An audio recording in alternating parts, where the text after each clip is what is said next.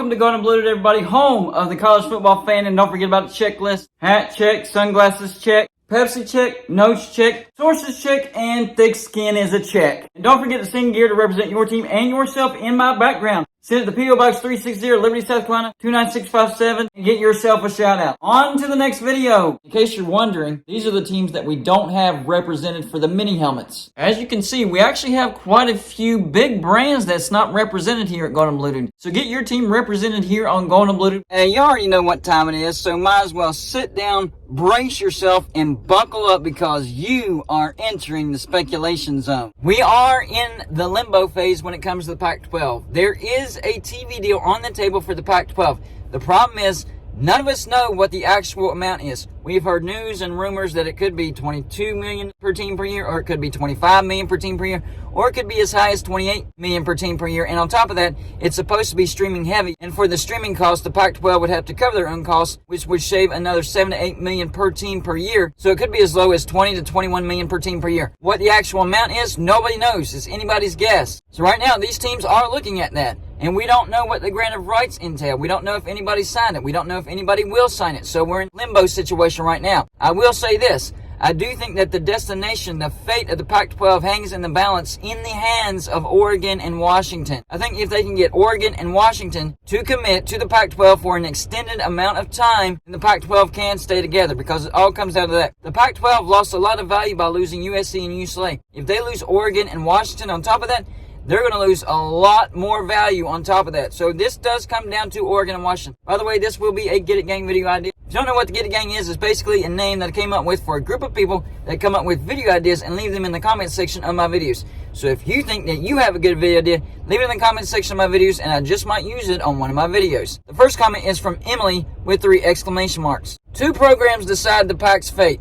Washington and Oregon are the glue, and if they bolt, it's over, and Utah will beg to get into the Big 12. That is a possible scenario. I did a video earlier today and yesterday talking about how Utah has come out and said, no, we do not want to join the Big 12. We're not interested. We think that it would hurt our academics, our grants, our endowments, everything that they gain through revenue with academics. And on top of that, they use the NIL excuse, which is completely bogus. I can buy the academics argument, but not the NIL argument, because 80% of the American population that watches college football is actually on the east side of the United States. So if you join a conference that's more on the eastern side of the United States, you're going to get more exposure, more people are going to be interested, and you're going to get more revenue through NIL, because you're going to get more support because more people are watching you. NorCal Trojan Man 91. Here's what he had to say about the situation. This is only an issue because Oregon and Washington want to go to the Big Ten. 100% agree. If they did not have any prospect of going to the Big Ten, they would sign the grant of rights and be done with it. Agree with that as well. No team currently in the Pac-12 wants to join the Big 12. They will out of self-preservation.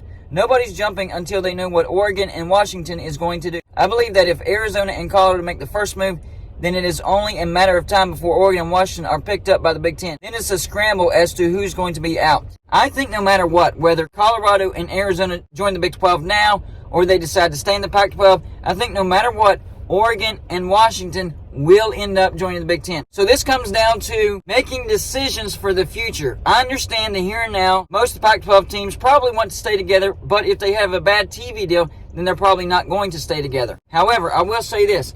Best case scenario that I see for the Pac-12 is that everybody signs the grant of rights for a bad TV deal. Oregon and Washington sign a grant of rights that's only for 3 years, but they still move from the Pac-12 3 years after signing these grant of rights, because the Big Ten isn't going to want to pay money to get them out of the Pac-12. So the Big Ten will either get them now or they will wait till the next grant of rights is over with, then they'll grab them after that. Because remember, they're already wanting to lowball Washington and Oregon right now. They're trying to give them a reduced revenue share invite. From what I'm hearing, the numbers could be $40 million per team per year. But that's still way more than anything the Pac-12 could offer Oregon and Washington, even if they gave them unequal revenue share. I think the most the Pac-12 could afford Washington and Oregon to stay in the Pac-12 beyond 3 years, or maybe even up to 3 years, would be $30 million per team per year. So it just depends on if Oregon and Washington sign these grant of rights and how long these grant of rights are. And if you're these other teams, do you sign this grant of rights knowing that Oregon and Washington will be moving in the future? And if you go to the Big 12 now, you will make more money rather than later when the Big 12 knows you're desperate. You want to make your moves when you know you have a little bit of leverage.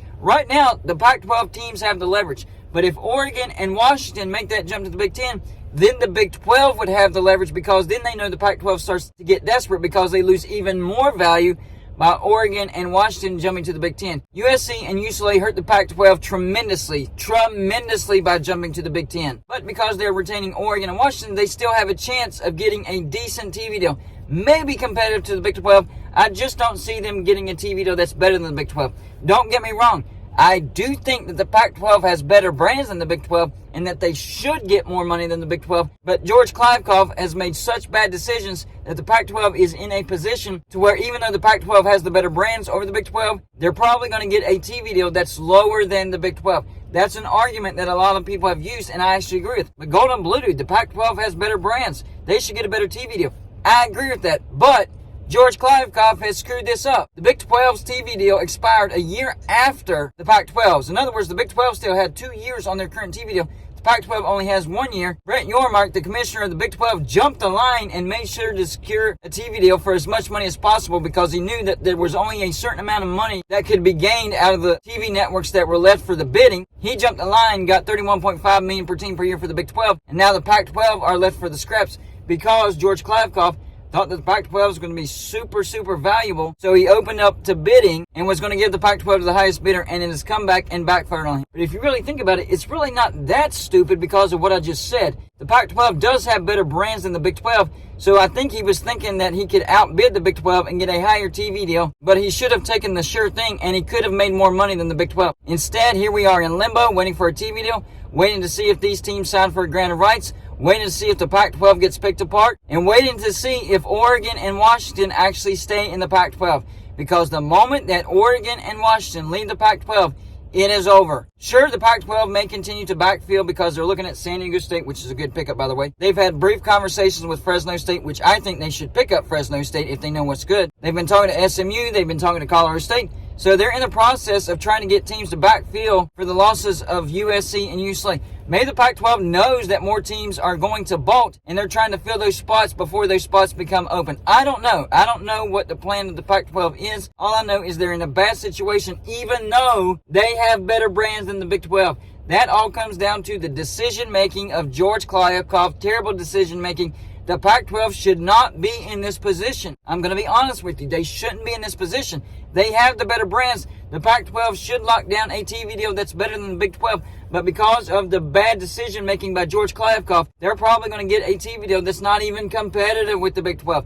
Although I do think that there's a chance that they could get a TV deal that's at least competitive, but not better than the Big 12. That's not happening. That brings me to my last comment. Get a gang comment from Asaj Inza. Hopefully I pronounced your name correctly. If I didn't, let me know in the comments section. Says, Pac-12 media deal coming in around $40 million plus per team per year. 2 Big 12 teams being targeted by the Pac-12. Now, that comes off as a troll comment, but going back to what I was saying, the Pac-12 has better brands than the Big 12. So that comment should be true, but because of the bad decision making by George Kliavkoff, that comment is now a troll comment. Everybody knows that the Pac-12 is not going to come out with a TV deal that's worth $40 million per team per year. Or maybe they do. Maybe they shock all of us. But we shouldn't even be having these conversations because the Pac-12 has much better brands than the Big 12. But because of the bad decision making, we are having this conversation. And now the future of the Pac-12 is in great doubt. It all comes down to Oregon and Washington. If somehow the Pac-12 can convince Oregon and Washington to sign a long-term, I'm talking 10-year plus, grant of rights with a hefty buyout for the Pac-12, if they can't get them to do that, then it's all downhill for the Pac-12. Because Oregon and Washington bring great value. You lose those 2 brands, and it is over. So these teams need to be making decisions with that in mind. If they see Oregon and Washington not sign the grant of rights or sign a short grant of rights, they need to be making decisions now to get ahead of this. Get out of the Pac-12 now while you have leverage on the Big 12 instead of waiting until the Big 12 has leverage on you. So y'all let me know in the comment section. Number 1, do you think the Pac-12 is somehow able to convince Oregon and Washington to sign an extended grant of rights for the Pac-12? Therefore, the rest of the Pac-12 stays together. Do you think that situation that Asaj Inza points out in his troll comment where the Pac-12 actually gets around $40 million per team per year and actually targets 2 teams from the Big 12, is that possible? Does that happen? Or do you think that the writing is on the wall? Oregon and Washington will leave the Pac-12 sooner rather than later, and whether the teams leave for the Pac-12 or the Big 12 now or later, the Pac-12 gets picked apart. That's all I got for you for this show. Like and subscribe if you haven't already, and I'll see you in my next show.